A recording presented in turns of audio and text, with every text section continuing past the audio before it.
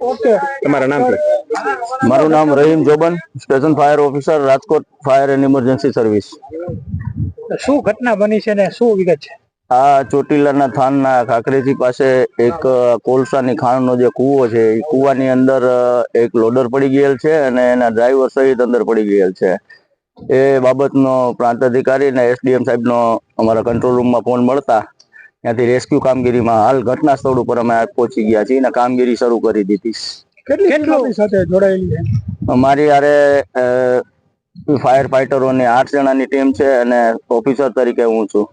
અને કેટલો ઊંડો છે આ કૂવો? આશરે 150 ફૂટ જેટલો ઊંડો છે અને પ્લસ 35 થી 50 ફૂટ જેટલું પાણી ભરેલું છે। અંદર ઓઇલ અને કેમિકલ જેવું છે।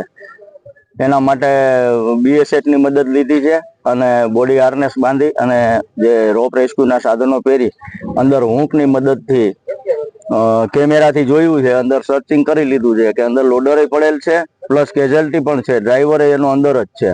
પણ ગેસ જેવું હોય, ઓઇલ અને કદડો કાળો વધારે હોય, કઈ દેખાતું ન હોય, જેથી ક્રેનની મદદ લઈ અને અંદર હૂંક બનાવેલો છે અને હૂંકથી લોડર પેલા ફસાવી લેશું એટલે જો કેઝ્યુઅલ્ટી હારે આવી જાય તો પછી કેઝ્યુઅલ્ટીને કાઢી લેશી અને લોડર પણ બહાર નીકળી જશે। કેટલું રેસ્ક્યુ ગણાયા?